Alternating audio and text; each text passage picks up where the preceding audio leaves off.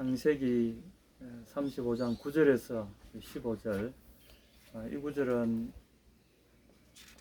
야곱이 큰 위기를 당한 이후에 하나님께서 그에게 나타나셔서 네가 내 형 에서를 피해서 도망가던 때에 내가 너에게 나타났던 그곳으로 올라가라. 그래서 이제 자기 가족들을 다 데리고 자기 가족들에게 그동안 하나님을 떠났던 우상을, 그 사람들 우상을 몸에 주로 지니고 다녀요. 우리처럼 뭐 인형 비슷하게, 부적 비슷하게 이렇게 그런 걸 다 내려놓고 이방 신들을 제하고,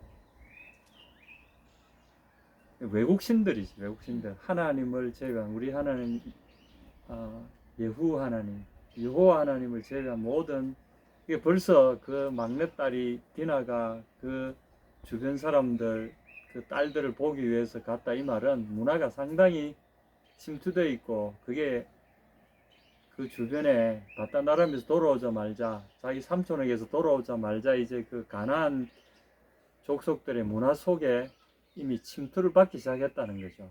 그러면서 그 문화의 영향으로 딸까지 그렇게 변을 당하고, 그리고 이제 전쟁, 거의 뭐 전쟁이 일어나서 세겜성을 공격하고, 그 와중에 거대한 지금 뭐 원래 계획하지 않았던 전쟁이 일어났고, 이 전쟁의 여파로 그 주위에 있던 가나안 족속들이 이 조그만 부족을 공격할 빌미가 생긴 거죠. 그래서 야곱이 위기를 느끼고, 그야말로 이거는 자기 형 에서로부터 받았던 그 위기가 아니라, 이거는 뭐 에서는 그래도 형이니까 조금 봐줄 수는 있을지 모르지만, 이거는 그게 없어요. 완전히 씨가 말라버릴 수 있는 위험한 상황에 처했는데, 그때 하나님이 그에게 말씀하시기를 베델로 올라가라. 그래서 그 형을 피해서 도망가던 그때도 어쩌면은 자기 생명 위험을 받던 때 아닙니까? 그런데 거기에서 돌베개를 하고 자는 그 처량한 순간에 하나님이 꿈에 나타나셔서 그 언약의 자손으로서 야곱을 특별하게 말씀하시고 위로하시잖아요. 네가 어디로 가든지 내가 너와 함께 있겠고, 네가 돌아올 때까지 내가 함께 있겠다. 그 이제 돌아왔는데 또 이 위기가 이제 닥친 거 아닙니까? 지난주까지 우리가 그 말씀을 나눴습니다만은, 이제 그래서 올라갔습니다. 올라가서 그들이 다시금 하나님을 예배하는 자리로 이방 신들과 결별하고, 이방 문화와 결별하고, 이방 신들은 이방 문화에 젖을 때 자연스럽게 따라 들어와요. 요즘이 그래요. 사실 세상 풍조가 특히 문화적인 측면에서 아주 젊은이들에게나 침투가 강합니다. 그러니까 이게 뭐 너무나 이게 부드러운 세상 풍조이기 때문에 도대체 이게 어떻게 되는지도 모르고 하나님을 떠나게 돼요. 그런 위험을 하나님께서 경고하시면서 일단 그 일을 떠나라. 그리고 그 이전에 네가 위기를 맞이했을 때 내가 너를 만나 주었던 그 베델로 올라가라. 그래서 그들이 다시금 하나님을 따르는 백성으로서의 모습을 회복하기 위한 돌아가는 결단을 하게 되고, 올라갔을 때 하나님이 그에게 나타나셨습니다. 그래서 이제 그 내용들이 35장 8절까지 리브가의 유모 드보라가 죽음에, 야곱의 어머니격이죠. 야곱의 어머니가 리브가인데, 리브가의 유모 드보라가 죽었습니다. 그래서 이제 그 상수리 나무 밑에 장사를 하고, 그걸 이제 통곡의 상수리 나무라는 이름으로 알론바굿이라고 이름을 불렀는데, 지금도 아마 있을 거예요. 통곡의 상수리 나무. 그러게 이제 장사를 지내고 야곱이 바단 아람에서 돌아오매, 사실은 바단 아람은 자기 외삼촌 땅이잖아요. 이제 삼촌의 땅에서 돌아온, 이제 원래 하나님이 의도하셨던, 이제 제대로 돌아온 거야. 처음에 돌아온 건 돌아왔는데 잘못 돌아가 버렸어. 어디까지? 세상 속으로 너무 들어가 버린 거야. 원래 베델로 와야 되는데 베델로 오지 않고 세겜으로 가버렸어. 그 세상 보기 좋은 데로 갔더니 그 어려움을 당하고, 그래서 하나님께 다시 세겜에서 다시 하나님의 약속의 그 처소인 그리로, 그래서 다시 35장 9절에서 이야기가 새로 시작됩니다. 야곱이 밧단 아람에서 돌아오매, 우리가 잘 돌아가야 됩니다. 하나님께로. 밧단 아람에서 돌아온 곳이 어디냐 하면, 이건 이제 영적인 어떤 의미를 내포하고 있는 거죠. 하나님이 정해놓으신 언약의 땅으로 되돌아온 겁니다. 그래서 돌아오매 하나님이 다시 야곱에게 나타나서 그에게 복을 주시고, 이제부터 오늘 이제 말씀이 시작됩니다. 드디어 언약의 땅으로 돌아온 야곱에게 하나님이 그에게 선포하십니다. 그에게 이르시되 내 이름이 야곱이다마는 10절에 내 이름을 다시는 야곱이라 부르지 않겠고 이스라엘이 내 이름이 되리라 하시고, 그가 그의 이름을 이스라엘이라 부르시고, 처음 오셔서 축복하실 때 하나님이 딱 하신 말씀이 이거라. 이름을 확인시켜 주시는, 이름은 우리의 정체성을 이야기합니다. 구약에서 이름은 아주 중요합니다. 우리가 섬기는 하나님도 당신의 이름을 우리에게 알려주셨잖아요. 동시에 그분은 당신의 자녀들에게도 이름을 주시는 분입니다.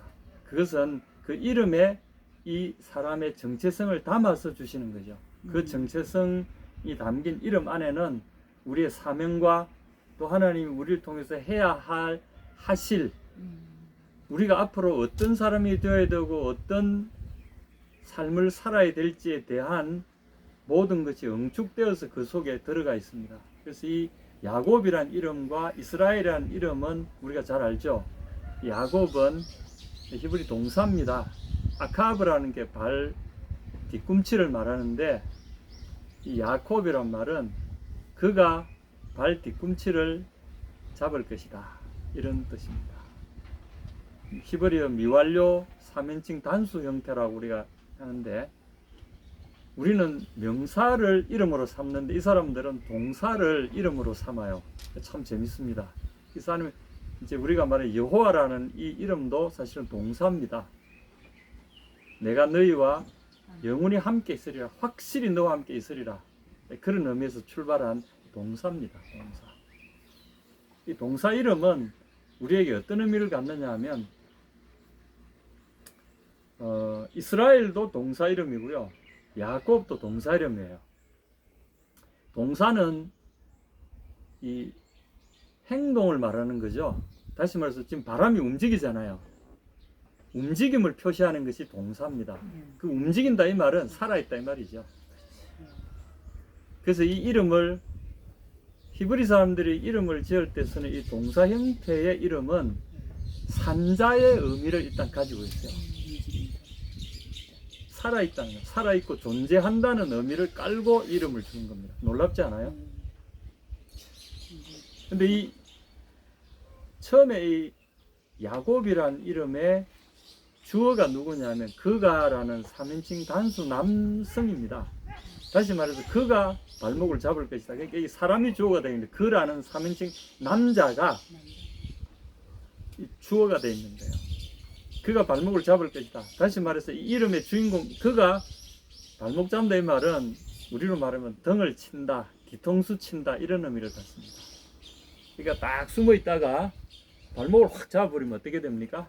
넘어지잖아요. 확 잡아 당겨버리면. 그러니까 남을 뒤에서 속여 먹거나 신의를 저버리거나 뒤통수를 치거나 갑자기 상대방이 안심하고 있는 통에 뒤에다가 급습하거나 뭐 이런 어떤 아주, 그래서 이제 이 이름은 사기꾼이라는 의미를 갖게 됐어요. 사기를 쳐먹는다, 이런 의미가 이제 이 속에 들어 있습니다. 그러다 보면 자기가 세상의 주체가 되는 거죠. 행동의 주체가 되고 자기가 알아서 살아남아야 되니까 온갖 살아남기 위해서 할 수 있는 짓은 다 한다. 어떤 야비함을 포함해서 주어가 그래 되어 있는데, 뒤에 이스라엘은 엘이 주어입니다. 이스라엘, 이스라도 이 사라라 이 동사가 이 말하자면 이제 다툰다 그런 뜻입니다. 누가 엘, 하나님이 다투어 주신다 이런 의미입니다. 하나님이 싸워 주시고 다투어 주신다. 이게 뭔가 하면 앞에는 그가 이름의 주인인 야곱, 그가 다투고 자기의 인생을 살기 위해서 막 애쓰고 그가 하는데 뒤에 이거는 야곱, 그가라는 이름 속 빠져버리고요. 하나님 그분이 엘로힘 그분이 싸워주신다. 그래서 내 인생을, 야곱의 인생은 너는 원래가 야곱이 네 이름이 맞다. 그렇지만 더 이상 너 이름은 야곱이 아니다. 그리고 이스라엘로 바꿔주셨어요. 그럼 이 인생의 주체가, 이 이름에서는 주체가 누가 누구로 바뀝니까? 야곱이 하는 일을 하나님으로. 그렇죠. 예. 인생의 주체가 바뀌어버리는 거죠. 이 정체성 속에서.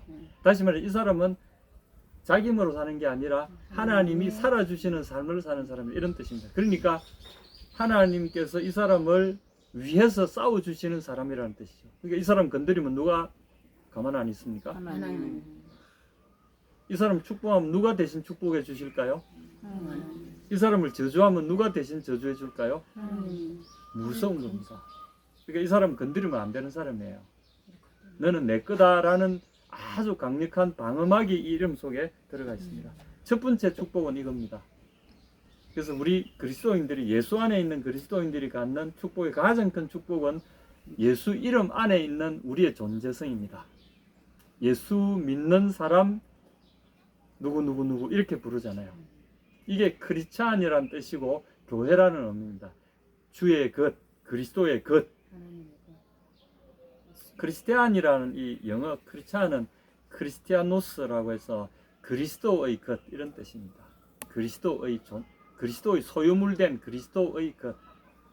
이 사람들은 이제 우리 이름이 그리스도의 것으로 바뀐 거죠. 이것도 역시 엘로힘의 것이라는 의미를 갖습니다. 야곱은 더 이상 자기가 자기를 하는 게 아니라 엘로힘이 이 사람을 위해서 싸워주시는 존재, 다시 말해서 엘로힘의 소유가 됐다는 의미를 갖습니다. 여러분 꼭 기억하십시다. 우리에게 예수 믿고 무슨 복이 있냐 하면은요, 첫 번째 복은 이겁니다. 우리는 그의 이름을 가진 존재들이 됐다는 겁니다. 그래서 우리의 삶은 누가 보증합니까? 하나님이요. 그래서 우리를 대적하는 사람을 향해서 우리가 싸울 필요가 있을까요? 없을까요? 없습니다. 그러니까 주님이 우리에게 뭐라고 그러셨습니까? 원수를 위하여 기도해라. 다시 말해서 하나님께 맡겨라 이겁니다. 좀 괴롭히는 사람이 있다며요. 그럼 묻자면 됩니까? 그분께 실질적으로 한번 맡겨보자는 거죠. 사모님 말씀은. 근데 세상 사람들은 이 말이 안 통하죠. 아니, 갚아줘야지, 한번 혼내줘야지. 제가 그런 주의자거든요. 옛날에 그렇게 많이 했습니다. 그랬더니 더 큰 싸움이 벌어져. 근데 우리 하나님이 딱 개입하시면요, 상대방을 완전히 그냥 친구로 만들어버리는. 그래서 이제 하나님 우리에게 준 가장 강력한 검이 하나 있는데, 무기가 하나 있는데, 그게 사랑이라는 무기입니다. 사랑이라는 무기는 상대방의 적대심조차 무장해제시켜 버립니다. 사랑. 근데 우리가 이렇게 주먹 대 주먹으로 싸우면 주먹이 점점 커지잖아요. 그래서 처음에는 돌 던지고 싸우다가, 그다음에 이제 화살 던지고 싸우다가, 그다음에 이제 총 쏘다가, 대포 쏘다가, 지금 뭘 합니까? 원자탄을 개발해가지고 네가 이 원자탄 하면 나도 원자탄 할 기다 이러면서 이제 서로 이게 점점 커지는데, 하나님의 사랑의 원자탄이 딱 터지면 어떻게 되는가 하면 상대방이 적개심이 완전히 무력화되기 때문에 무장해제. 상대방이 통째로 우리 편이 되어버립니다. 하나님은 그렇게 하세요. 이스라엘입니다. 우리가 이스라엘입니다. 여러분 이 축복을 기억합시다. 두 번째 축복 넘어갑시다. 그에게 이르시되 나는 전능한 하나님이라. 와, 이거 기억하셔야 돼요. 제가 오늘 말씀의 핵심은 바로 이겁니다. 나는 전능한 하나님, 아니 엘샤다이. 앞에 여러분 이스라엘을 기억하십니까? 이스라엘, 엘로힘을 줄여서 엘이라고 그러죠. 나는 싸우는, 내가 엘이 싸운다. 누구를 위해서? 너를 위하여. 그리고 나는 어떤 엘이냐 하면 엘 샤다이, 전능의 엘로힘이다. 그런 뜻입니다. 전능의 엘로힘이 너를 위해 싸운다. 이게 이스라엘이라는 이름이에요. 예수님을 우리가 믿는다는 것은 이 막강한 하나님을 우리의 내 정체성의 중심에 있게 만드는 작업이죠. 나의 정체성은 누구라고요? 하나님. 전능의 하나님이 나를 위해 싸우시는, 나를 위해 경영해 주시는 그런 인생이다. 이런 이름입니다. 엘로힘이 싸우시는 이스라엘. 저는 이제 이 말씀을 들을 때 아니 엘샤다이, 아니는 I입니다. I, 영어로 I. 나는 The Almighty, 전능한 자다. 전능의 하나님이다. The Almighty God. 그래서 우리가 제가 이 말씀을 읽을 때 이게 강력하게 제 마음에 예수님이 제게 선포하시는 것을 제가 들었어요. 우리가 그냥 예수님 하면 참 겸손하시고 온유하시고 사랑이 많으시고 고난 가운데 낮아지시고 이런 인상을 우리가 많이 갖잖아요. 예수님의 인간의 면모는 그렇습니다. 너무나 낮아지셔서. 근데 그분은 인간이시지만 하나님이시고 하나님의 본체라고 그랬잖아요. 그는 영광의 광채시요 그 본체 형상이시다. 바로 그분이 바로 삼일째 하나님의 성자 하나님 아버지와 똑같은 영광과 군의와 권세와 본질을 갖추신 하나님이십니다. 바로 예수님이 나는 전능한 하나님이다 라고 말씀하십니다. 그래서 우리가 모시고 있는 예수님이 바로 이분이라는 거죠. 여러분 기억하셔야 됩니다. 우리 하나님에 대해서는 참 신비하기 때문에 여기서 말씀하시는 하나님은 엘로힘 하나님, 또 여호와 하나님, 다 삼일체 아버지와 아들과 성령께서 함께 하시는 삼일체 하나님을 나타내시는 하나님입니다. 그런데 우리에게는 1인칭으로 말씀하시잖아요. 그리고 우리에게 다가오실 때도 각자가 따로 다가오실 수도 있고 한꺼번에 다가오실 수도 있어요. 삼일체의 신비입니다. 그래서 우리가 예수님을 제대로 이해할 때는 바로 구약의 하나님과 1대1로 예수님을 동등선에 놓고 이해하는 것이 예수님에 대한 올바른 이해라고 우리는 고백하죠. 그것이 삼일체 신앙의 핵심입니다. 예수님이 내가 아브라함이 나기 전부터 내가 있느니라 라고 선포하신 거기에는 바로 이 말씀이 백업이 되는 거죠. 아니 엘샤다이, 나는 전능의 하나님이다. 예수님이 선포하신 겁니다. 자, 예수님의 선포를 우리가 다시 한번 권위를 한번 봅시다. 13절에 잠깐 가시죠. 하나님이 그의 말씀하신 곳에서 그를 떠나 올라가시는지라. 구약에 보면 이런 장면들이 참 많습니다. 하나님 오셨다가 말씀하시고 하늘로 올라가세요. 특별히 창세기에 보면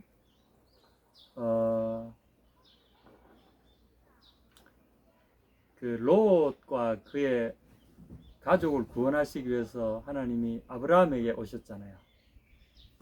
아브라함에게 나타나 있어서 갑자기 세 사람이 아브라함의 장막에 나타난 사건이 있지 않습니까? 그 사건을 기억하십니까? 소돔과 고모라를 멸망시키기 바로 직전에 아브라함에게 하나님께 나타나 있어서 내가 하고자 하는 일을 내 친구인 아브라함에게 숨길 수 있겠느냐. 소돔과 고모라의 죄악이 너무나 지금 창궐해서 때가 되었으므로 내가 저 성읍을 멸하고자 한다. 근데 아브라함이 큰일 났거든. 왜냐하면 자기 조카가 소돔에 살잖아요. 그래서 이제 하나님께 기도하기를 의인이 거기 50명만 있어도 100명이 줄줄줄 내려오잖아요. 내려가 50명만 있어도 되겠습니까? 나중에는 뭐 10명만 있어도 되겠습니까? 거기에 내려갔는데 어찌 됐습니까? 거기서 딱 멈춰버렸잖아요. 그래서 다 끌어모아도 8명밖에 안 됐잖아요. 8명이니까 6명이니까. 결국은 심판이 임하게 됐는데 그때 하나님이 와셔서 또 말씀하시고 아브라함을 떠나 올라가셨죠. 구약에 이제 그런 기록들이 참 많습니다. 신비하게 하나님이 올라가셨다. 사람에게 말하러 나타나셨다. 갑자기 나타나셨다가 내려오시는 광경은 잘 안 보이죠. 그죠? 서서히 내려온 게 아니라 갑자기 딱 나타나셨으니. 근데 올라가실 때는 이렇게 올라가시는 게 보이도록 올라가셨어요. 그럼 우리 잠깐 마태복음, 누가복음 24장 50절 한번 보시겠습니다. 누가? 네, 누가복음 마지막 장, 제일 마지막 페이지를 펴시면 됩니다. 누가복음 제일 마지막 페이지를 펴시면 됩니다. 50절. 하늘로 올려주시오. 51절, 50절. 50절, 51절 읽어주실랍니까? 몇 장? 24장. 24장 50절. 마지막 장 24장. 50절, 51절 네. 시작, 한번 읽어보세요. 시작. 예수께서 그들을 데리고 베다니 앞까지 나가사 손을 들어 그들에게 축복하시더니 축복하실 때 그들을 떠나 하늘로 올려주시니. 예. 축복하실 때 이렇게 손을 들어 축복하실 때 갑자기 예수님 몸이 붕 뜨기 시작했어요. 그래서 하늘로 쫙 올라가셨어요. 이거 뭘 말합니까? 이 24장 50절 51절 이 광경과 창세기 35장 13절 이 광경을 여러분 가만히 보십시오. 그리고 이 베델에서 하나님께서 꿈에 나타나셨을 때 이 베델의 그 야곱의 사다리, 야곱이 잠자는 그 터에서 하나님이 사다리 꿈을 보여주셨잖아요. 거기서 예수님이 요한복음 1장에 보면 앞으로 너희가 더 큰 것을 볼 텐데 인자 위를, 천사들이 인자 위에 오르락내리락하는 것을 보게 되리라. 이게 보면 야곱의 사다리를 이야기하신 거죠. 인자 위에, 인자가 하나님 사람의 아들인데 앞으로 너희들은 야곱이 꿈에서 봤던 것을 실제로 눈으로 보게 될 거다, 이 말 아닙니까? 그러면서 그 하나님은 그 야곱의 사다리를 당신이라고 표현하신 거예요. 야곱이 꿈에서 볼 때는 사다리에 누가 오르락내리락 했습니까? 천사들이 오르락내리락한 건 사다리였죠. 땅과 하늘을 연결하는 사다리. 제일 위에 하나님이 서 계시고 성부 하나님이 서 계시고 밑에는 야곱이 자고 있는데 야곱과 성부 하나님 삼일체 하나님을 연결하는 사다리가 있어요. 예수님은 그 사다리를 당신을 그 사다리라고 묘사하신 겁니다. 인자 위에 천사들이 오르락내리락해서 예수님은 하늘과 땅을 연결하는 다리 역할을 하시는 분이죠. 그게 성자 하나님이 하시는 일이죠. 놀랍지 않습니까? 그러면 이 장소에서 지금 예수님이 그게 꿈에 나타났던 그 사다리를 당신이라고 말씀하셨던 사다리로 나타나신 이 하나님을 예수님은 동일시하셨다면 이 35장 13절에 나타난 이 사건, 예수님은 이 사건을 너무나 잘 아시면 당신이 그게 내리셨다가 올라가셨으니까. 꿈에는 사다리로 보이셨지만 지금은 내려오셨다가 올라가시는 거죠. 그래서 예수님이 나는 전능의 하나님이라고 말씀하시는 것이 우리가 다시 예수님이 말씀하신다고 말하면은 이것은 정확합니다. 오버랩 되지 않습니까? 그리고 그것을 부활하시면서 당신이 구약에서 활동하시던 그 하나님으로서의 위엄을 다시금 우리에게 보이시면서 완벽하게 그 하나님이시라는 것을 재현하시면서 우리를 떠나 올라가셨다는 거죠. 이것이 우리가 고백하는 하나님이신 예수 그리스도입니다. 물론 구약에 이 성자 하나님이 활동하신 것이 다양하지만 해석하기가 참 어려운 부분이 많습니다만은 특별히 야곱의 사다리로 오셨다가 다시 성천에 가시는 이 모습은 우리에게 시사하는 부분이 참 많습니다. 여러분, 그래서 오늘 말씀으로 다시 돌아갑니다. 나는 전능한 하나님이다. 그리고 너의 인생은 이 전능한 하나님이 싸워주는 존재다. 첫 번째 복은 바로 이겁니다. 우리의 삶을 두려워할 필요가 없는 거죠. 우리가 세상 풍조에서 떠나서 세상 신을 버리고 베델로 돌아오고 언약의 땅으로 돌아오는, 그러니까 우리가 있어야 할 곳에 있어야 되는 거죠. 우리의 직업이나 우리가 하는 일들, 이게 다 언약의 땅과 관련이 있습니다. 우리가 살아야 할 그곳, 하면서 살아가야 될 우리의 직업과 우리의 삶의 형태가 또 우리의 사명과 관련되어 있다는 거죠. 그리로 갈 때, 그래서 우리가 늘 이걸, 여러분 사시면서 어떤 직업을 가지고 어떤 일을 하시든 간에 이걸 물어봐야 됩니다. 내가 지금 하나님의 언약의 처소에 있는가? 하나님이 있으라고 하신 곳에 내가 있는가? 그걸 우리가 물어봐야 됩니다. 그렇다면 그 다음에 하나님께서 하시는 겁니다. 그럼 우리 인생은 그 다음에, 이게 말하는 소위 형통입니다. 세상 사람들의 형통은 비교도 안 되는 형통이 우리에게 보장이 되어 있는 겁니다. 그 다음에 하나님 말씀하십니다. 생육하며 번성하라. 국민과 많은 국민이 내게서 나고 왕들이 내 허리에서 나오리라. 야, 이거 참 대단합니다. 근데 이거는 우리가 다 받기에 좀 어렵지 않습니까? 이미 우리는 육체적으로 이렇게 이해하려고 하면 이해가 안 되죠, 그죠? 이거는 주님 안에서 이미 그렇게 되어지고 있습니다. 우리에게서 영향을 받은 많은 영적 자녀들 충분히 일어날 수 있습니다. 물론 우리 육신의 자녀들도 하나님 복 주세요. 복 주시고 번성케 하시지만 우리 영적인 자녀들, 함께 그리스도의 성령을 함께 공유할 수 있는 믿음의 사람들은 계속해서 우리를 통해서 번전하고 그렇게 할 겁니다. 내가 아브라함과 이삭에게 준 땅을 내게 주고 내가 내 후손에게도 그 땅을 주리라. 세 번째 축복은 땅의 축복입니다. 첫 번째는 우리 존재에 대한 축복이고, 두 번째 축복은 번성케 하는 축복이고요. 그래서 예수 안에 있는 사람들은 주위에 사람이 끊이지 않습니다. 영적인 대가 계속해서 일어납니다. 그리고 가면 갈수록 행복해지고요. 삶이 풍성해집니다. 근데 주님 없는 분들 보면 갈수록 외로워져요. 외로워지고 결국은 나 홀로 세상을 떠나는 분들이 많습니다. 아무리 불을 쌓고 세상의 명예와 세상에 하더라도 죽음 앞에 서면 너무나 외롭습니다. 근데 그리스도의 사람들은 가면 갈수록 점점 더 풍성해집니다. 그게 바로 시냇가에 심은 나무가 시절을 쫓아 뭐라고요?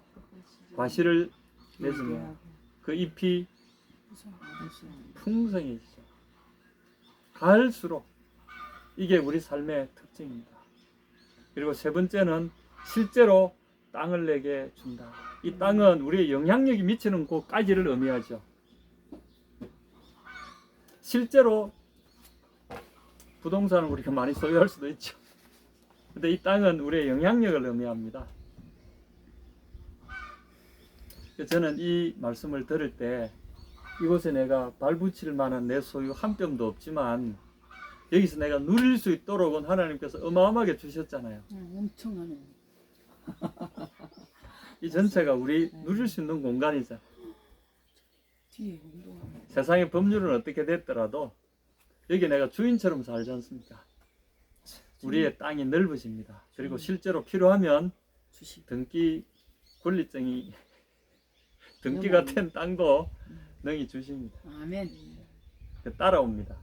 저는 확신합니다. 아멘. 그래서 하나님께서 땅을 주신다. 우리의 영향력을 확대할 수 있도록 주신다는 겁니다.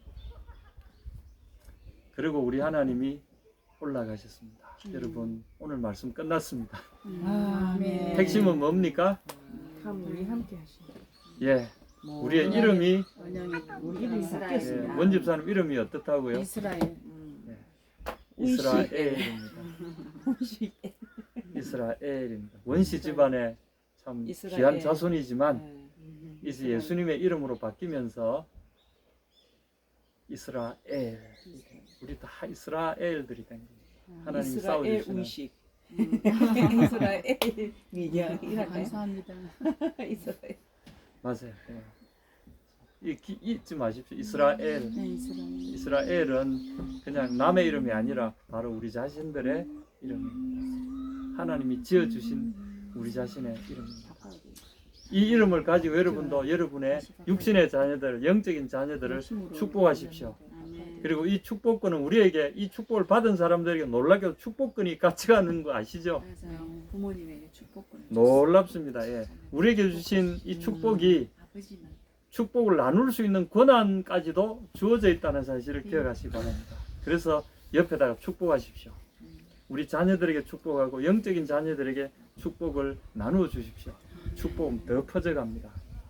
그래서 우리의 자손들이 계속 늘어갑니다. 축복의 자손들이 늘어갈 세 번째는 뭡니까? 우리의 영향력이 미치는 우리의 땅이 계속 넓어져 갑니다.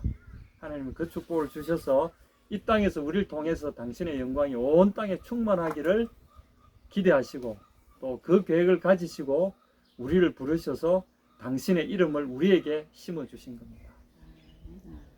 이것이 우리 하나님의 축복의 핵심들입니다. 할렐루야! 아멘.